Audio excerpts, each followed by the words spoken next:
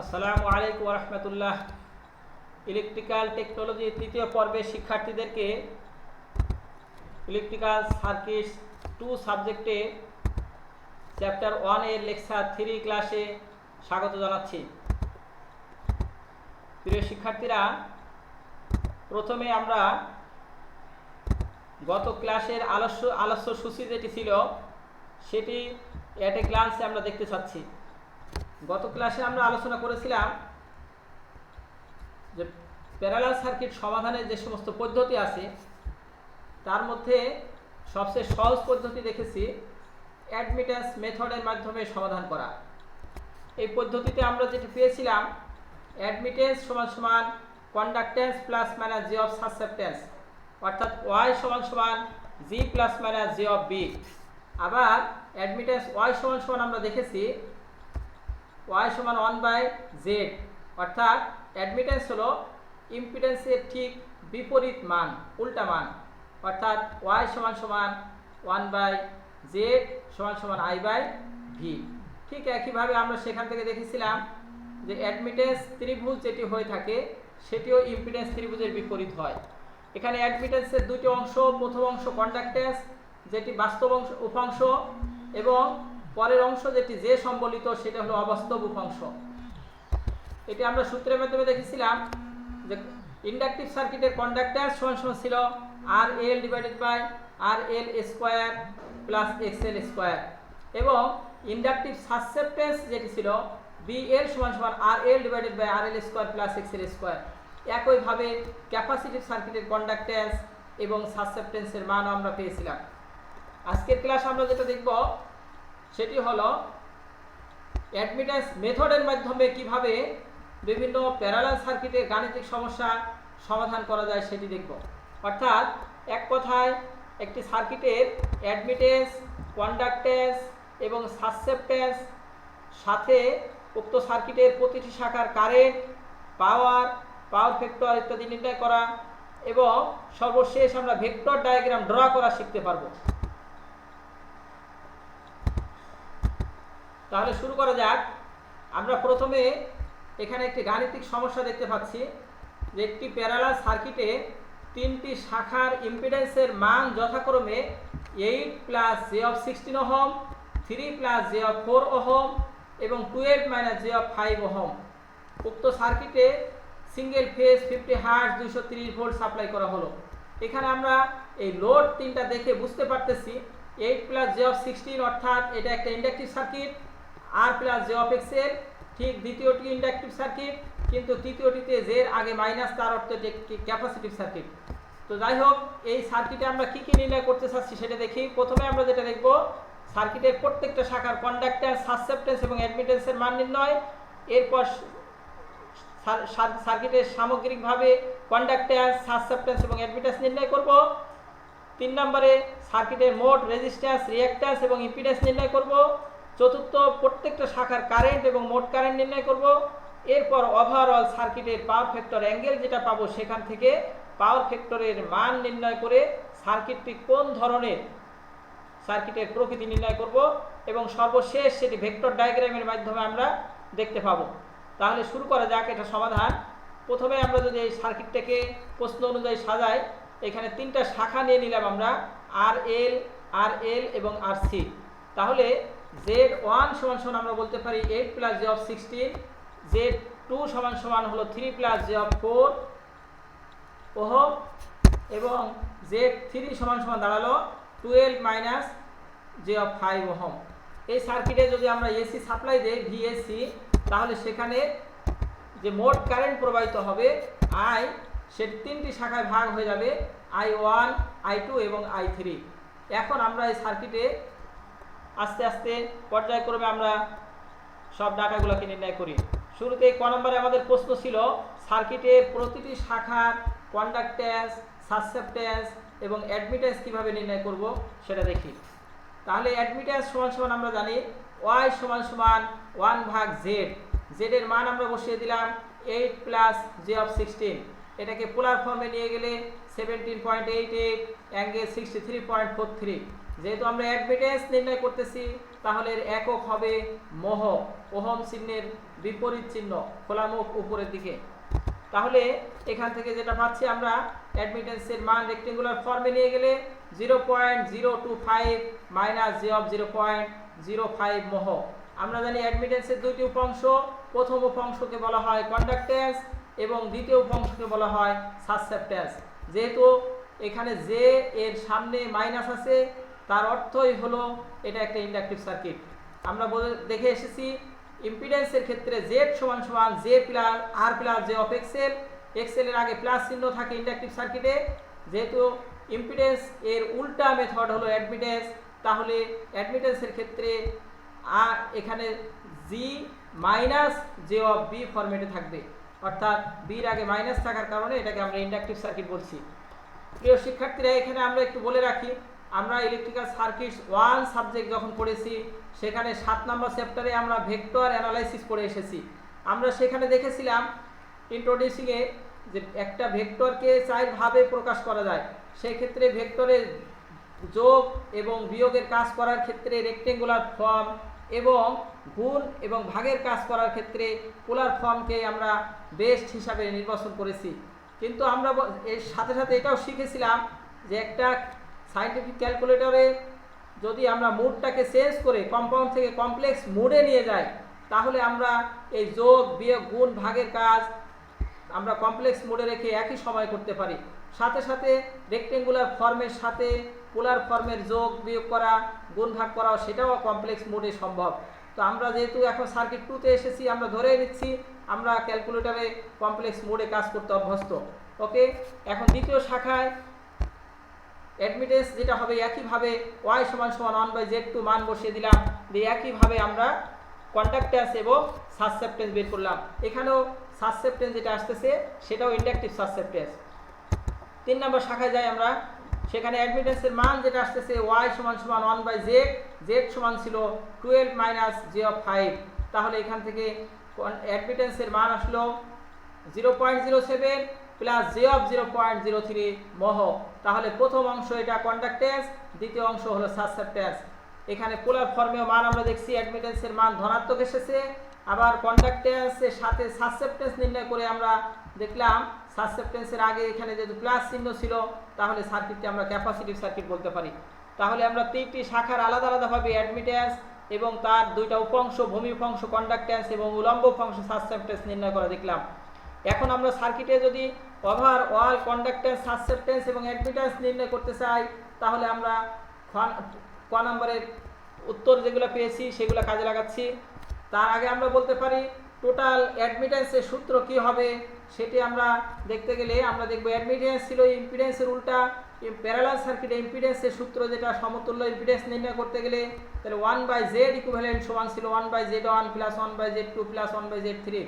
প্রিয় শিক্ষার্থীরা, তোমরা যখন ইলেকট্রিক্যাল বেসিক ইলেকট্রিসিটি সাবজেক্টে 4 নম্বর চ্যাপ্টারে প্যারালাল সার্কিট সমাধান শিখেছো, তখন তোমরা এই সূত্র দেখেছিলে 1/r ইকুইভ্যালেন্ট সমান সমান 1/z plus 1/z2 plus 1/z3।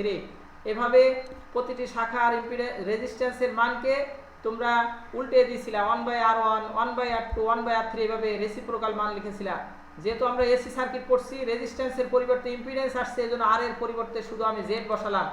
এখন যেহেতু জেড এর পরিবর্তে ইম্পিডেন্স থেকে অ্যাডমিটেন্সে যাচ্ছি, তার অর্থ হলো 1/z মানে হলো এখন y, 1/z1 মানে হলো y1, 1/z2 মানে y2 এবং একইভাবে y3। তার অর্থ হলো যেখানে আমরা ইম্পিডেন্সের রেসিপ্রোকাল মানগুলা নির্ণয় করে ইকুইভ্যালেন্ট ইম্পিডেন্স বের করতে হয়, আর অ্যাডমিটেন্সের ক্ষেত্রে ঠিক সিরিজ সার্কিটের রেজিস্ট্যান্স যেমন আমরা বের করি যোগ করে r equal to r1 plus r2 plus r3, ঠিক একই সূত্র দিয়ে আমরা অ্যাডমিটেন্স বের করতে পারবো y সমান সমান y1 plus y2 plus y3। এই y1 y2 y3 এর মান আমরা ক নাম্বার প্রশ্নে বের করেছি, সেটার মান বসিয়ে দিলাম, দিয়ে এখান থেকে যেটা পেলাম অ্যাডমিটেন্স সমান সমান 0.28 আর তার মডুলাস হলো আর্গুমেন্ট হলো -39.94 ডিগ্রি এত মহ।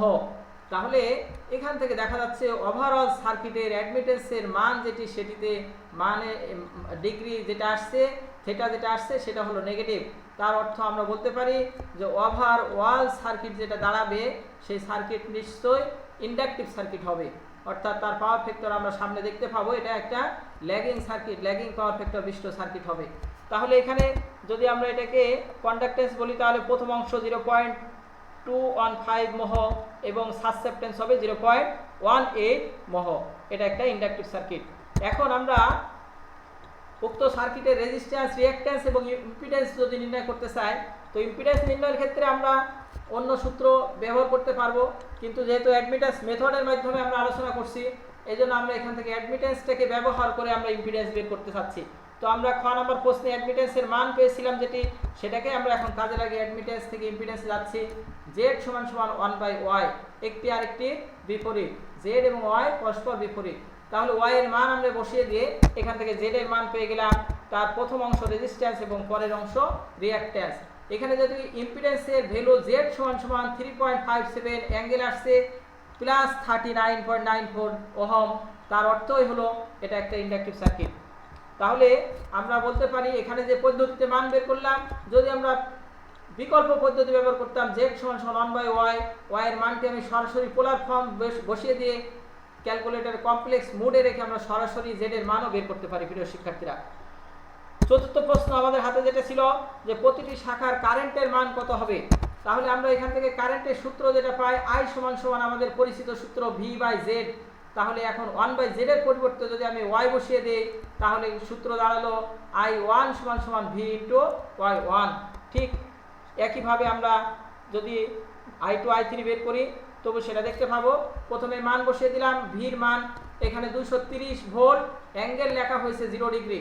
কারণ হলো যে আমরা জানি প্যারালাল সার্কিটে প্রত্যেকটা শাখার ভোল্টেজের মান সমান থাকে, এই জন্য আমরা ভেক্টর ডায়াগ্রাম অঙ্কনের ক্ষেত্রে ভোল্টেজকেই রেফারেন্স হিসাবে ব্যবহার করব। এই জন্য ভোল্টেজের অ্যাঙ্গেল যদিও কোশ্চেনে কিছু লেখা ছিল না, কিন্তু আমরা এখানে 0 ডিগ্রি রেফারেন্স ধরে নিলাম। ওয়াই এর মান বসিয়ে দিলাম, দুটাকে আমরা পোলার ফর্মে গুণ করতে পারি, কমপ্লেক্স মোডে রেখে যে কোনো মোডে আমরা গুণ করতে পারি, যে কোনো ফর্মে গুণ করতে পারি। তাহলে I1 এর মান যেটি দাঁড়ালো 12.88, অ্যাঙ্গেল -63.43 অ্যাম্পিয়ার। ঠিক একইভাবে প্রিয় শিক্ষার্থীরা Y2 বের করলাম এবং Y2 এর মান বসিয়ে I2 বের করলাম V × Y2 সূত্র দিয়ে 46, অ্যাঙ্গেল -53.13 ডিগ্রি। একইভাবে তৃতীয় শাখার কারেন্টের মান আমরা বের করলাম।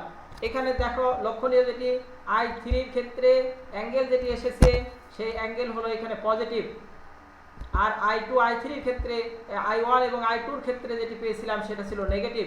তার অর্থ I1 এবং I2 কারেন্ট দুইটা ছিল ইন্ডাকটিভ সার্কিটের, এবং I3 শাখা যেটি ছিল, শাখার কারেন্ট যেটি ছিল সেটি এখানে পজিটিভ আসার অর্থই হলো 3 নম্বর শাখা আমাদের ছিল RC সার্কিট, অর্থাৎ ক্যাপাসিটিভ সার্কিট। এখন আমরা মোট কারেন্ট নির্ণয় করতে গেলে তাহলে I সমান পাবো I1 + I2 + I3। তোমরা বুঝতেছো এটা নিশ্চয় ভেক্টরিক্যাল যোগফল হবে, কারণ কারেন্ট একটি ভেক্টর রাশি। আমরা I1 I2 I3 এর মান বসিয়ে এখান থেকে টোটাল মান পেয়ে গেলাম 64.518, অ্যাঙ্গেল -39.94 অ্যাম্পিয়ার। প্রিয় শিক্ষার্থীরা, এই অ্যাঙ্গেলটাকে ব্যবহার করে আমরা এখন পাওয়ার ফ্যাক্টর অ্যাঙ্গেল পেয়ে যাচ্ছি। এখানে মান যেটি ছিল আই এর কারেন্টের ক্ষেত্রে সেই থিটাটাই আমরা নিলাম -39.94 ডিগ্রি। এটাকেই আমরা ওভারঅল সার্কিটের পাওয়ার ফ্যাক্টর অ্যাঙ্গেল বলতে পারি। তাহলে আমরা জানি পাওয়ার ফ্যাক্টর সমান cos থিটা, থিটার মান বসিয়ে দিয়ে পাওয়ার ফ্যাক্টর যেটা বের হলো 0.767। যেহেতু এখানে অ্যাঙ্গেলের মান নেগেটিভ ছিল, আমরা আগেও বলেছি নেগেটিভ থাকার অর্থ হলো ইন্ডাকটিভ সার্কিট। আর আমরা পাওয়ার ফ্যাক্টরের প্রকারভেদের মধ্যে দেখে এসেছিলাম যে পাওয়ার ফ্যাক্টর 3 ধরনের হয়, ইউনিটি পাওয়ার ফ্যাক্টর, লিডিং এবং ল্যাগিং পাওয়ার ফ্যাক্টর। যদি ইন্ডাকটিভ সার্কিট হয় সেই ক্ষেত্রে পাওয়ার ফ্যাক্টরের মান হয় ল্যাগিং পাওয়ার ফ্যাক্টর। এই জন্য আমরা এখানে পাওয়ার ফ্যাক্টর যেটা পেলাম 0.767 ল্যাগিং পাওয়ার ফ্যাক্টর। আমরা এখন এই মানগুলিকে ব্যবহার করে ভেক্টর ডায়াগ্রাম ড্র করতে চাচ্ছি। প্রিয় শিক্ষার্থীরা, তোমরা ভেক্টর ডায়াগ্রামের সাথে আগেই পরিচিত। ভেক্টর ডায়াগ্রাম মানে যে ডায়াগ্রামের মাধ্যমে বা যে চিত্রের মাধ্যমে কোনো একটা সার্কিটের ভোল্টেজ, কারেন্ট ইত্যাদির মধ্যে সম্পর্ক দেখানো হয়, সেই সার্কিটকে বা সেই চিত্রকে আমরা ভেক্টর ডায়াগ্রাম বলি। তো ভেক্টর ডায়াগ্রাম অঙ্কনের ক্ষেত্রে এখানে ভোল্টেজ V সমান 230 ভোল্ট, রেফারেন্স 0 ডিগ্রি, I1 সমান যেটা পেয়েছিলাম 12.88, অ্যাঙ্গেল Φ1 সমান -63.43, I2 কারেন্ট যেটা পেয়েছিলাম দ্বিতীয় শাখার সেখানে অ্যাঙ্গেল ছিল -53.13, এবং I3 অর্থাৎ তৃতীয় শাখার ক্ষেত্রে আমাদের ফেজ অ্যাঙ্গেল যেটা ছিল 23.19 ডিগ্রি। এই তিনটা অ্যাঙ্গেলকে আমরা রেফারেন্সের সাথে এখন ভেক্টর ড্র করে দেখতে চাচ্ছি। তো প্রিয় শিক্ষার্থীরা, যেহেতু প্যারালাল সার্কিটে ভোল্টেজ সমান থাকে প্রত্যেকটা শাখা, এই জন্য আমি ভোল্টেজকে রেফারেন্স হিসাবে এখানে ব্যবহার করছি। প্রথমে আমরা I1 কে ড্র করি। I1 এর অ্যাঙ্গেল আমরা এখানে দেখছি যে -63.43, তার অর্থ রেফারেন্স থেকে ঘড়ির কাঁটার দিকে যদি আমরা এগিয়ে যাই সেটাকে বলা হবে পিছনে যাওয়া, অর্থাৎ ইন্ডাকটিভ সার্কিটে ELI অর্থাৎ ভোল্টেজ অপেক্ষা কারেন্ট পিছনে থাকে। তাহলে এখানে I1 কারেন্ট V অপেক্ষা 1 ডিগ্রি পিছনে থাকলো, অর্থাৎ 63.43 ডিগ্রি পিছনে থাকলো। ঠিক একইভাবে আমরা I2 কে যদি ড্র করি তাহলে দেখতে পাচ্ছি I2 ভোল্টেজ অপেক্ষা -53.13 ডিগ্রি পিছনে, অর্থাৎ সেটাকে আমরা এখানে φ2 দিয়ে দেখেছি। I3 সেটি অ্যাঙ্গেল হলো ভোল্টেজ অপেক্ষা 23.19 ডিগ্রি সামনে, যেটাকে আমরা ঘড়ির কাঁটার বিপরীত দিকে দেখিয়েছি ভোল্টেজ অপেক্ষা, সেটাকে আমরা φ3 বলছি। প্রিয় শিক্ষার্থীরা, এখন আমরা ভেক্টরিক্যাল যোগ করতে চাচ্ছি। তো তোমরা ভেক্টরিক্যাল যোগের ক্ষেত্রে দুইটা পদ্ধতির সাথে পরিচিত। আমরা ত্রিভুজ সূত্র ব্যবহার করতে পারি, আবার সামান্তরিক সূত্র ব্যবহার করতে পারি। তোমরা ফিজিক্সেও সামান্তরিক সূত্র দেখেছো। সামান্তরিকের দুইটা সন্নিহিত বাহু থাকলে উক্ত সামান্তরিকের কর্ণ যেটি থাকে সেটি দ্বারা উক্ত দুই বাহু লব্ধির মানকে প্রকাশ করে। এটা আমরা দেখে এসেছি যে কোনো একটা নির্দিষ্ট বিন্দুতে ক্রিয়াশীল দুইটা বাহু যদি দুইটা বলকে প্রকাশ করে তাহলে সেই সামান্তরিকের কর্ণই হয় তার লব্ধি। আমরা এই থিমকে ব্যবহার করে এখানে প্রথমে I2 এবং I3 কে একত্রিত করে একটা লব্ধি নির্ণয় করতে চাচ্ছি। এই জন্য আমরা প্রথমে I3 মাথা থেকে I2 সমান্তরাল করে একটা রেখা এখানে অঙ্কন করলাম, ডটেড রেখা। ঠিক একইভাবে I2 মাথা থেকে I3 সমান্তরাল করে এই I3 সমান্তরাল করে আমরা এখানে সামান্তরিকের বিপরীত বাহু আঁকলাম। তাহলে এখানে একটা সামান্তরিক কমপ্লিট হয়ে গেল। এই সামান্তরিকের যে কর্ণ সেটি হবে আমাদের I2 এবং I3 শাখা কারেন্টের লব্ধি কারেন্ট, যেটাকে আমরা I23 দ্বারা ছবির মধ্যে দেখাচ্ছি। তাহলে এখন কি দাঁড়ালো? I2 এবং I3 মিলে একটা লব্ধি হয়ে গেল। এখন আমরা এই I23 সাথে অন্য যে শাখা কারেন্ট I1 ছিল এই দুইটা মিলে আবার একটা লব্ধি বের করতে চাচ্ছি। এজন্য আমরা প্রথমে I1 এর মাথা থেকে প্যারালাল একটা রেখা টানলাম I23 এর সাথে। ঠিক একইভাবে I23 এর মাথা থেকে I1 এর প্যারালাল করে সামান্তরিকের চতুর্থ বাহুটি অঙ্কন করলাম। এই সামান্তরিকের যে লব্ধি থাকবে অর্থাৎ কর্ণ থাকবে সেটিই হবে আমাদের I1 এবং I23 শাখা কারেন্ট সমূহের লব্ধির মান, যেটা আমরা পাচ্ছি I হিসাবে, অর্থাৎ সার্কিটের টোটাল কারেন্ট। তাহলে আমরা বলতে পারি I1, I2 এবং I3 এই তিনটি শাখা কারেন্টের ভেক্টরিক্যাল যোগফল লব্ধি হিসাবে যেটা দাঁড়ালো সেটার মান হলো I, যেটি আমাদের সাপ্লাই ভোল্টেজ V এর সাথে ফাই ডিগ্রি অ্যাঙ্গেলে পিছনে আছে।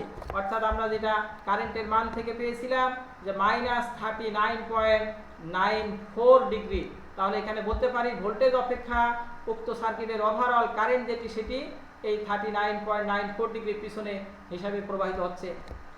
তো প্রিয় শিক্ষার্থীরা, আজকে আমাদের ক্লাসে যে আলোচ্য বিষয় ছিল একটা গাণিতিক সমস্যা নিয়ে আমরা সমাধান করেছি। তোমরা এই ধরনের একটি সমস্যা নিজেরাও চেষ্টা করবে সমাধান করার জন্য। এখানে আমি একটি সার্কিট দেখিয়েছি, একটি শাখায় শুধুমাত্র রেজিস্ট্যান্স আছে, দ্বিতীয় শাখায় RC সার্কিট দেখানো হয়েছে এবং তৃতীয় শাখায় RL সার্কিট ব্যবহার করেছি। এখানে যদি এসি সাপ্লাই দেওয়া হয় তাহলে তোমরা যেটি নির্ণয় করবে সার্কিটের প্রতিটি শাখার কন্ডাক্ট্যান্স, সাসেপ্টেন্স, অ্যাডমিটেন্স সহ সার্কিটের মোট কন্ডাক্ট্যান্স, সাসেপ্টেন্স এবং অ্যাডমিটেন্সের মান কেমন হবে।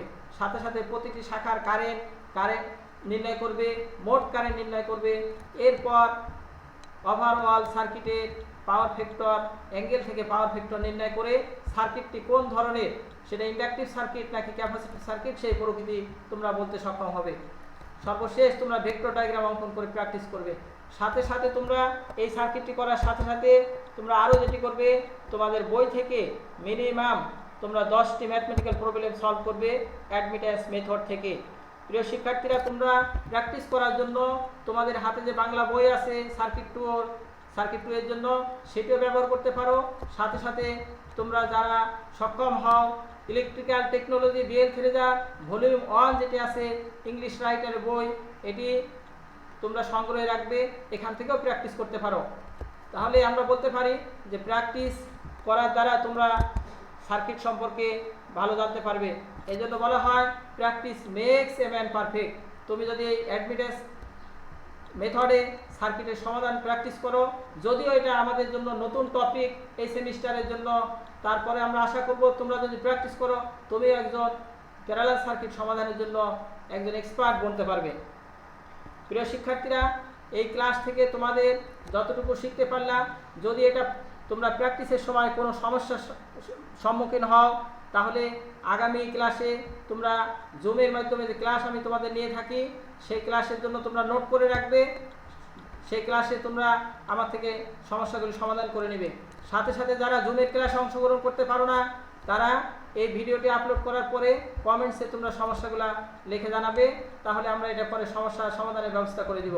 তো আজকের এই অনলাইন ক্লাসে থাকার জন্য, সাথে সাথে আগামী ক্লাসে তোমরা এটা সময় মতো দেখে সমাধানের সমস্যাগুলি ফিডব্যাক তোমরা জানাবে, এই আশা ব্যক্ত করে সকলকে ধন্যবাদ জানিয়ে আজকের মতো এখানে শেষ করছি। ধন্যবাদ সবাইকে। আসসালামু আলাইকুম রহমতুল্লাহ।